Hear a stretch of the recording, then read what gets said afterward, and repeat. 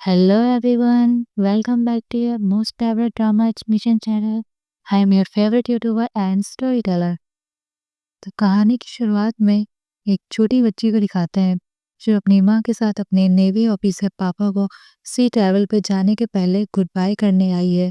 वो बच्ची बताती है कि उसके पापा नेवी में थे। उसकी धुंधली यादों में उसे बस उसके पिता की वो सफ़ेद यूनिफॉर्म और उनका उसके सिर पे प्यार से हाथ फेरना ही याद था। उस दिन के बाद से वो कभी वापस नहीं आए उनके पास। फिर तब से वो उसकी यादों में पूरी तरह से गायब हो गए। फिर उनके गुज़र जाने के बाद उसकी मॉम भी उनकी यादों में रो-रो के चल बसीं। अब वो अकेली बच्ची कसम खाती है कि वो अपनी माँ की जैसी लाइफ़ कभी नहीं जिएगी और खुद के दम पर अकेले सक्सेसफुल होके दिखाएगी। कुछ सालों बाद वही बच्ची बड़ी होके एक सक्सेसफुल लॉयर बन जाती है जिसका नाम ली युनबो होता है। फिर सीन दिखाते हैं, वो कार में बैठी होती है, रेडियो पे न्यूज़ आती है कि एक बड़ी कंपनी के सीईओ के बेटे ने एक लड़की को असॉल्ट किया है। तो पूरे शहर में एक यही न्यूज़ आग की तरह फैल चुकी है। फिर लोग उस लड़के को ही क्रिमिनल समझ रहे हैं। फिर वो ड्राइवर से रेडियो बंद करने को कहती है, इन जैसे कमीनों को तो तुरंत जेल में भेज देना चाहिए। ये पुलिस कर क्या रही है और कानून अभी तक क्यों बैठा हुआ है? ये कानून भी सच में पूरी तरह अंधा ही है। वो ऐसा कमेंट करती है। तभी उसे एचके कंपनी के चेयरमैन पार्क की कॉल आती है। वो उसे ये केस खुद हैंडल करने का जिम्मा देते हैं। तो वो बड़ी खुशी से ये काम पूरा करने का जिम्मा ले लेती है। आखिर इतनी बड़ी कंपनी के रईस चेयरमैन ने ये केस हैंडल करने को दिया है, भला वो मना कैसे कर सकती है? बदले में वो उसे यूएस की ब्रांच में प्रमोशन का वादा भी करते हैं। तो पैसों के लिए अमीरों की गंदगी साफ करना उसके लिए बड़ी ही आसान सी बात है। वो अपने क्लाइंट यानी उस अमीरजादे लड़के की लॉयर बनके विक्टिम लड़की और उसकी माँ को ऑफर देती है कि वो बड़ा अमाउंट लेके सेटल कर ले, वरना उन्हीं का नुकसान होगा।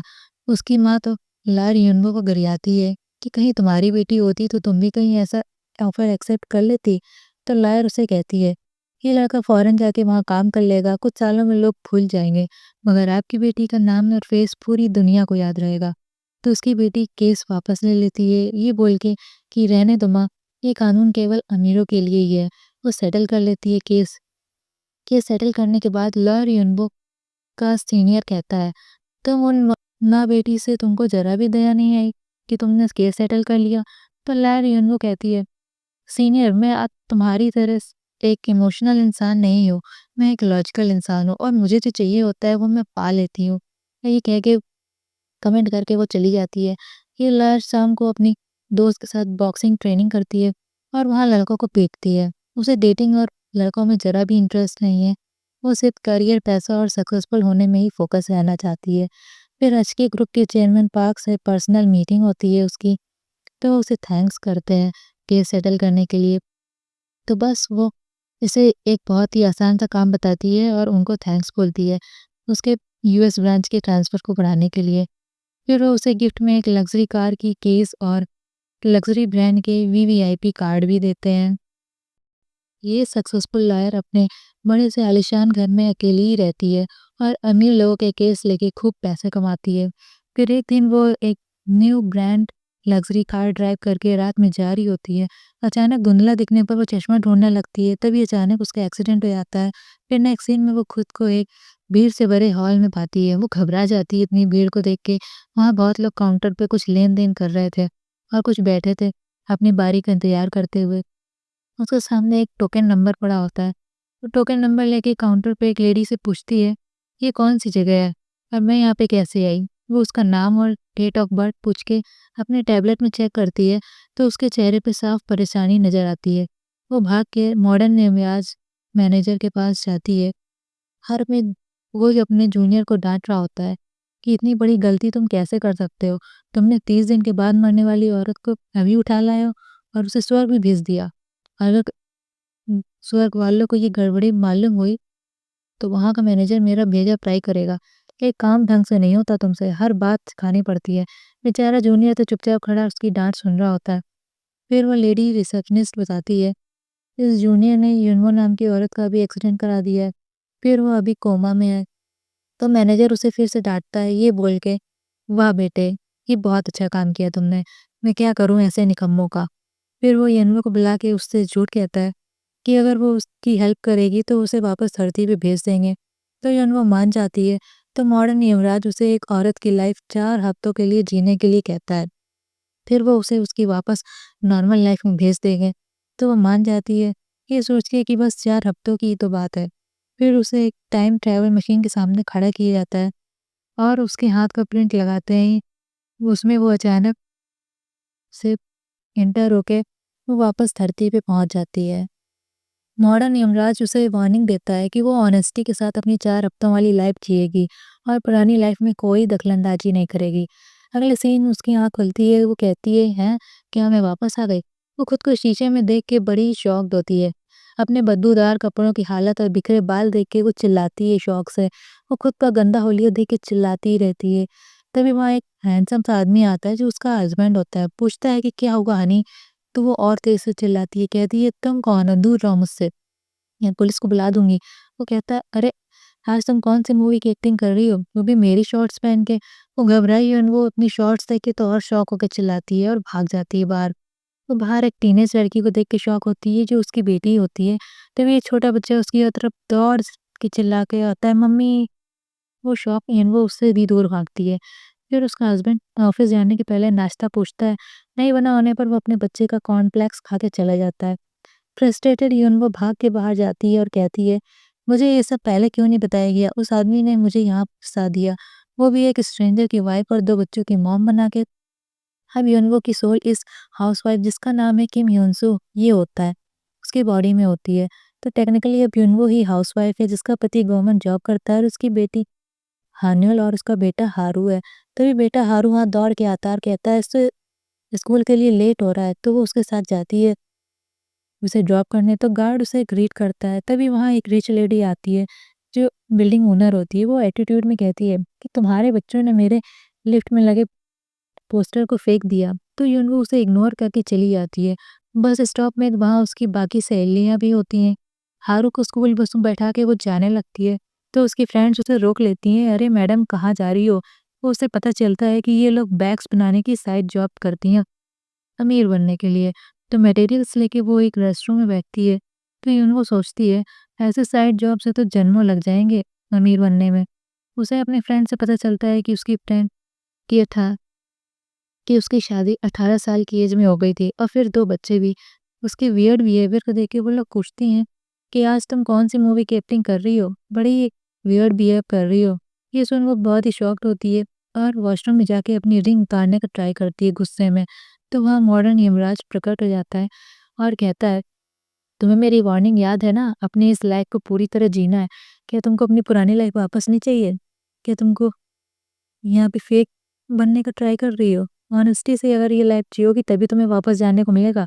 तो अपने घर में वो फिर वो जाती है बेचारी हताश होके और अपने टैगी कपड़े देख के और फिर वो शॉपिंग करने का डिसाइड करती है और शॉपिंग जाती है और महँगे ग्रोसरी आइटम्स लेती है। अगर उसका कार्ड वहाँ पे नहीं चलता तो उसे फिर कैश ही देना पड़ता है। फिर वो अपने घर में बताती है कि उसे वैकेशन चाहिए। तो हानिल कहती है कि हम बच्चों का खाना-पीना फिर कौन करेगा? तो वो कहती है मेड रख लेंगे। तो हानिल कहती है, अरे वाह! एक्टिंग क्लास के लिए तो पैसे हैं नहीं और आप मेड के लिए पैसे दोगी? तब ये कह के तो वो चली जाती है। फिर उसे पता चलता है कि उसके पेरेंट्स का भी घर नहीं है, तो वो वहाँ भी नहीं जा सकती। फिर घर में जब उसका पति उससे बोलता है, तो वो उस पे चिल्लाती है कि वो इतना निकम्मा कैसे हो सकता है कि उसने उससे 18 की एज में शादी कर ली और बच्चे भी कर लिए। वो तो उसे सुना के खुद बाहर चली जाती है सोने। बेचारा हस्बैंड तो बुरा फ़ील करने लगता है। फिर वो अगले दिन अपने ऑफ़िस के दोस्त को बताता है कि उसकी वाइफ़ उसे बुरा-भला सुनाने लगी है। तो दोस्त कहता है कि पक्का उसका कहीं अफ़ेयर चल रहा होगा। तो वो सजेस्ट करता है कि उसे डाइवोर्स पेपर दो। अगर वो ले लें तो समझ लो कि उसका अफ़ेयर चल रहा है कहीं पक्का। तभी वहाँ पे उनका बॉस आता है, तो किम उसे अपना प्रोजेक्ट बताता है। तो बॉस कहता है कि जितना काम दिया जाए बस उतना ही करो, ज़्यादा 30 मार खा बनने की ज़रूरत नहीं है तुमको। इधर यूनवो की फ्रेंड्स उसे एक पिटीशन पे साइन करने को बोलती हैं। एक कंस्ट्रक्शन कंपनी ये बस्ती हटा के एक मॉल्स बनाना चाहती है। वो ये सुन के उसे क्लाइंट एचके ग्रुप के चेयरमैन के दिए हुए गिफ्ट्स की याद आती है।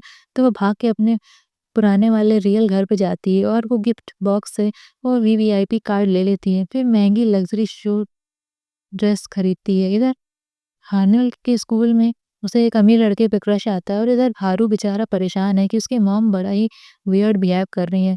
दोस्तों के बताने पर उसे पता चलता है कि उन्हें विटामिन की ज़रूरत है। तो वो भोला-भाला बच्चा शॉप पे जाता है और विटामिन्स लेके अपनी मॉम को खाने के लिए फ़ोर्स करता है। तो यूनो को तो उस ज़िद्दी बच्चे की बात मान के वो विटामिन्स खाने पड़ते हैं। तभी वहाँ पे किम आता है और उस पे बरस पड़ता है कि तुम ही मेरे पीछे पड़ी थी, मुझे मॉडल बुला-बुला के तुमने मुझे सेड्यूस किया था। मेरी तो अच्छी-खासी लाख पढ़ाई चल रही थी। मैंने बोला था मुझे कॉलेज पूरा करने दो, अच्छी-सी जॉब लगने के बाद शादी करेंगे, मगर तुमने ही मेरी नाक में दम कर रखी थी कि तुमको अभी शादी करनी है। तो मैंने अपनी फैमिली के लिए छोटी-सी गवर्नमेंट जॉब पकड़ ली थी। तो ये सुन के तो हक्की-बक्की रह जाती है वो कि ये ट्विस्ट बिना पता चले ही वो उसको उतना सुना दी। तो किम उसे पेपर्स दे के कहता है कि अगर तुम मुझसे तंग आ गई हो तो मुझे डाइवोर्स दे दो। तो यूनवो तो पेपर ले लेती है हाथ में और किम और ज़्यादा ही सैड और शॉक होता है कि इसने पेपर्स ले लिए सच में। मगर जब वो पेपर्स देखती है तो वो नॉर्मल ऑफिस के पेपर्स होते हैं। तभी अगले ही पल वो चिल्लाते हुए आता है और रिसिप्ट दिखा के कहता है कि तुमने मेरी 6 महीने की सैलरी को इस महँगे सूट खरीदने में उड़ा दिए। वो कहती है ये मैंने अपने पैसों से खरीदे हैं। तो किम कहता है ये मेरा और तुम्हारा कब से अलग-अलग होने लग गया? तभी उन्हें पुलिस पकड़ के पुलिस स्टेशन ले जाती है। क्योंकि यूनवो जो भी किम युनसो की बॉडी में है उसने जानबूझ के दूसरे इंसान की प्रॉपर्टी यानी वो की वीआईपी कार्ड चुरा लिए और उन्हें यूज़ किया। पकड़े जाने पर वो सफाई देता है कि ये उसकी फ्रेंड ने उसे दिया था। तो पुलिस बताती है कि वो तो अभी कोमा में है तो वो तुम्हें कैसे दे देगी? तो किम उसे बताता है कि वो और यूनवो कॉलेज के पुराने क्लासमेट थे, तो उसने ही उनकी गरीबी देख के उसे अपना कार्ड यूज़ करने को दिया था दोस्त होने के नाते। तो पुलिस रिकॉर्ड चेक करती है तो सच में दोनों एक ही कॉलेज के क्लासमेट निकलते हैं। बाहर आके यूनवो सोचती है, अच्छा तो ये मेरी क्लास में था, फिर इसने इतना बढ़िया मौका क्यों छोड़ दिया करियर बनाने का? तो किम से बाहर आके उसके सर पे प्यार से हाथ फेरता है। उसके ये करने पर योनवो को अच्छा लगता है मगर थोड़ा अजीब लगता है। तभी वो मॉडर्न यमराज उसे कहता है कि तुमने मेरी वार्निंग फिर से इग्नोर कर दी। अपनी पुरानी लाइफ में दखलंदाजी देना बंद करो, वरना वापस तो नहीं जा पाओगी। तो वो वादा करती है कि अब वो ऑनेस्टी से ये लाइफ जिएगी। अब वो ड्रेस वापस करने को बोलती है तो किम कहता है तुम इसे रख लो, इतना तो मैं अपनी वाइफ के लिए कर ही सकता हूँ। पैसों की चिंता तुम मत करो हनी। यूनवो को रियलाइज़ होता है कि ये आदमी तो सच में एक जेंटलमैन और स्वीट हस्बैंड है, इसे कुछ भी कहो तो ये है तो एकदम ग्रीन फ्लैग। तो दोस्तों आपका क्या कहना है कमेंट्स में बताइए कि मिस्टर किम ग्रीन फ्लैग है या नहीं? अगले दिन वो अपनी साइड जॉब को सीरियसली लेके काम करने लगती है और बच्चों के लिए खाना भी बनाने लगती है। फिर किम उसे ऑफिस की पार्टी में इनवाइट करता है। तो ऑफिस पार्टी में किम तो यूनवो को एकदम नए ग्लो अप और ड्रेसअप देख के दंग ही रह जाता है। वो उसकी ब्यूटी में खो ही जाता है और कहता है कि तुम तो बहुत ही सुंदर लग रही हो हनी। वो लोग कंपनी के डायरेक्टर से मिलते हैं। इससे पहले किम उन्हें अपना प्रोजेक्ट आइडिया बताता, वहाँ उसका मैनेजर पाक टपक पड़ता है और उसे चुप रहने का इशारा करता है। ये देख के यूनवो को तो बहुत गुस्सा आता है। वो खाने की टेबल पे ही उसे इंसल्ट करती है और डायरेक्टर को अपने हस्बैंड के प्रोजेक्ट आइडिया को बताती है, जो कि उन्हें काफ़ी पसंद भी आता है। बाद में वो मैनेजर पार्क किम को डाँटता है अकेले में, तो तभी वहाँ यूनवो आके उसे गरियाती है कि तुम मेरे हस्बैंड का प्रमोशन रोक के सारी तारीफ और क्रेडिट खुद लेना चाहते हो। तो भड़का हुआ सनकी मैनेजर यूनवो को गलत शब्द कह देता है। इस पे गुस्साया किम उसे बहुत पीटता है और ये कहता है कि मुझे कुछ भी तुम कहो, अगर मेरी वाइफ को एक शब्द भी बोला तो तुम्हारी जान ले लूंगा। हमारा ग्रीन फ्लैग किम तो यहाँ यूनवो के साथ हम सभी का दिल जीत लेता है और वो उसे लेके चला जाता है। फिर दोनों एक रेस्टोरेंट में ड्रिंक करते हैं तो इम्प्रेस्ड यूनवो उसे ड्रिंक देती है और पूछती है कि तुमने कॉलेज पूरा क्यों नहीं किया और इतना सक्सेसफुल करियर क्यों छोड़ दिया? तो वो कहता है कि हनी तुमको तो पता ही है सब, मगर चलो फिर भी बता देता हूँ जो तुम पूछ ही रही हो कि जब हमारी पहली बेटी हानिल हुई थी उसकी प्यारी-प्यारी आँखें देख के मुझे बहुत प्यार आया था। वो एकदम तुम्हारे जैसी थी, मैं बहुत ज़्यादा खुश था, मानो मुझे दुनिया की सारी खुशी मिल गई हो। फिर मैंने तभी सोच लिया था कि अपनी फैमिली को प्रोवाइड करने के लिए, उन्हें हमेशा खुश रखने के लिए मैं कुछ भी करूँगा। अब तो मैंने एक नौकरी पकड़ ली। मैं तो अपनी दादी के साथ अकेले ही पड़ा बड़ा हूँ, इसलिए फैमिली क्या होती है ये मुझे नहीं पता था। मगर तुम्हारे और बच्चों के मेरी लाइफ में आ जाने से मैं दुनिया का सबसे खुशनसीब इंसान बन गया था। ये सुन के यूनवो के दिल में उसके लिए प्यार भर जाता है और वो अपने आँसू बड़ी मुश्किल से रोक पाती है। फिर रात में वो हारू को हग करके सोती है। उसे जो प्यार और फैमिली की कमी थी वो यहाँ पूरी हो जाती है। अगले दिन से वो रियल किम योंसो बन जाती है और चावल बनाने की ड्राइंग करने में वो उनके साथ कुश्ती लड़ने लग जाती है। हानिल तो उसे चावल के साथ कुश्ती लड़ते देख पूछती है कि मॉम क्या आप चावल के साथ कुश्ती लड़ रहे हो? फिर हानिल फिर उसे बाय बोल के जाने लगती है, तो मॉम कहती है कि इतनी जल्दी तुम स्कूल क्यों जा रही हो? क्या कोई बॉयफ्रेंड बन गया है? तो वो मना करती है और किम उसे फिर पॉकेट मनी चाहिए उसे बैग्स फोल्ड करने को देती है। इधर हानिल को उसका अमीर बॉयफ्रेंड उसे अकेले घर पे बुलाता है और उसके साथ ज़बरदस्ती करता है, तो उसे थप्पड़ मार के चली जाती है। घर में घुसते में वो पैर पटक के दरवाज़ा तेज़ी से बंद करके अपने कमरे में जाती है। उसके वियर्ड बिहेवियर को देख के उसकी मॉम उससे के रूम में जाती है, तो वो समझ जाती है सब, तो फिर उसे सब बता देती है। फिर अगले दिन गुस्साई है उनसे वो उस लड़के और उसके लॉयर से मिलती है। उसका लॉयर उससे वही बात कहता है जो उसने कहानी की शुरुआत में उस विक्टिम लड़की की माँ से बोला था। अब उसे अपनी अब उसे फाइनली माँ का दर्द रियलाइज़ होता है। फिर वो उनकी बातें रिकॉर्ड करके उन्हें धमकी देती है कि जहाँ कहीं भी जाएगा मैं उसका पीछा करके उसकी लाइफ जहन्नम बना दूँगी। तो वो लड़का हानिल को कुछ गलत शब्द कहता है, तो उसकी मॉम उस लड़के को उठा के पटक देती हैं और उससे सॉरी बुलवाती हैं। नेक्स्ट सीन में यूनो पूरी तरह कंसो की लाइफ में सेट हो चुकी है और एन्जॉय करने लगती है। तभी वो मॉडर्न यमराज उसे बताता है कि अब केवल एक ही हफ्ता बचा है इस लाइफ का, तो वो थोड़ी सैड होती है। फिर किम का बॉस उससे बदला लेने के लिए उसका ट्रांसफ़र करवा देता है बहुत दूर गाँव की जगह। तो किम उससे माफ़ी माँगता है और वाइफ़ को बताता है सब, तो वो उस मैनेजर से मिलती है अकेले में, तो वो उससे भी अकड़ दिखाता है और चहने लगता है। फिर वो एचके ग्रुप के डायरेक्टर को कॉल लगाती है, ये सुन के वो वापस आके भीगी बिल्ली बन के उससे समझौता कर लेता है। नेक्स्ट सीन में हारू बेहोश होके गिर जाता है। डॉक्टर बताता है कि उसे आँखों की कोई बीमारी है जो कि जेनेटिक्स की है। तो युनवो को याद आता है कि उसे बचपन में ये बीमारी थी, तो उसकी मॉम ने उसका ऑपरेशन करवाया था, मगर हारू को ये कैसे हो गई? ये परेशान होके वो छत पे रो रही होती है, तभी यमराज आके उससे कहता है ये इसलिए हुआ क्योंकि प्रेज़ेंट लाइफ में तुम उसकी मॉम हो, तभी उसे ये बीमारी जेनेटिक्स में मिली है। ये सुन के वो बहुत ज़्यादा ही दुखी होती है।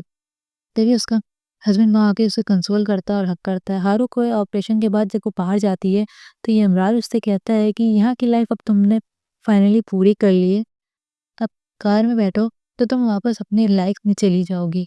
तो शॉक्ड यन वो कहती है, मगर वो अभी नहीं जाना चाहती। हारू का ऑपरेशन अभी हुआ है, अभी बहुत कुछ चीज़ें करना बाकी है। तो यमराज कहता है कि अगर ये मौका तुमने छोड़ दिया तो वापस कभी नहीं जा पाओगी और तुम हो इस लाइफ में, तभी हारू को ये बीमारी हुई है। अगर तुम चली जाओगी तो उसे भी ये बीमारी नहीं होगी। ये सुन के वो उससे रिक्वेस्ट करती है कि वो उन्हें आखिरी बार गुड बाय करना चाहती है और वो भागती है बीच सड़क में। तो यमराज अपनी पावर से उसे रोक देता है बीच सड़क में। तभी एक ट्रक उसकी तरफ आ रहा होता है, तो यमराज उस ट्रक को भी रोक देता है अपनी पावर से। यमराज उसकी हालत देख के वो उस पे तरस आता है और उसे जाने देता है। फिर वो हारू से मिलती है, उसे प्यार देती है, उसे स्ट्रॉन्ग और खुश रहने को कहती है। फिर वो अपने हस्बैंड से उसे हनी बुलवाती है। फिर वो उसे बाहर खाने के लिए भेजता है, तो यूँ वो उसे बच्चों का ख़्याल रखने को बोल के चली जाती है गुड बाय कह के। अगले सीन में वो कोमा से जगती है और भाग के वो हारू के हॉस्पिटल जाती है, मगर वहाँ कोई नहीं होता है। असल में वो पूरे 7 दिन बाद जगती है। फिर वो किम के घर जाती है, तो वहाँ भी कोई नहीं होता है। उसे फिर वो उस रेस्टोरेंट में देखती है, तो वहाँ भी कोई नहीं होती है। फिर वो उन सबको ढूँढती रहती है हर जगह, मगर उसे कोई भी कहीं नहीं मिलता है। फिर वो अपने पुराने पहले वाले केस की विक्टिम रिकॉर्डिंग को अपने सीनियर लॉयर को देके घर में पैकिंग कर रही होती है। तभी उसे अपनी पुरानी फैमिली फ़ोटो दिखती है, जिसमें वो और उसकी माँ और डैड होते हैं, मगर उसके पापा की फ़ोटो उसने मोड़ के रखी थी बचपन से ही, तो कई सालों से ही उसको उनकी शक्ल भी नहीं आती। फिर वो पापा की फ़ोटो देखती है, तो बड़ी शॉक्ड होती है कि उसके पापा कोई और नहीं, वो मॉडर्न यमराज मैनेजर होते हैं, जिसने उसे वो नई लाइफ जीने के लिए भेजा था। उसे फैमिली और प्यार की क्या अहमियत होती है वो रियलाइज़ कराने के लिए उन्होंने परलोक के यमराज मैनेजर का रूप लिया था। वो बहुत ज़्यादा रोती है और शुक्रिया अदा करती है इस खूबसूरत सपने का। फिर वो न्यूज़ीलैंड जाने के लिए फ्लाइट में चढ़ती है। पीछे से एक बच्चा आवाज़ देता है, आंटी। तो वो देखती है, अरे ये तो हारू ही है। वो उससे कहती है, बेटा तुम कैसे हो? तभी वहाँ किम और हानिल भी आ जाते हैं। वो साथ में बैठते हैं, तो किम बताता है कि वो अपनी सिस्टर के पास रहने जा रहा है ताकि बच्चों का दिल लगे। तो यून वो उनसे उनकी रहने का जगह का पता ही पूछ लेती है बातों ही बातों में। फिर वो स्माइल करती है खुशी से, ये सोच के कि अब वो फिर से एक फैमिली बनने वाले हैं। तो इसी के साथ ये इमोशनल और हार्ट टचिंग मूवी ख़त्म होती है। तो दोस्तों, कैसी लगी आपको ये कहानी? किसका कैरेक्टर आपको पसंद आया ज़्यादा? कमेंट्स में ज़रूर बताइए। वीडियो को लाइक और शेयर करें और चैनल को सब्सक्राइब करें। फिर मिलते हैं नेक्स्ट वीडियो में, तब तक के लिए बाय बाय।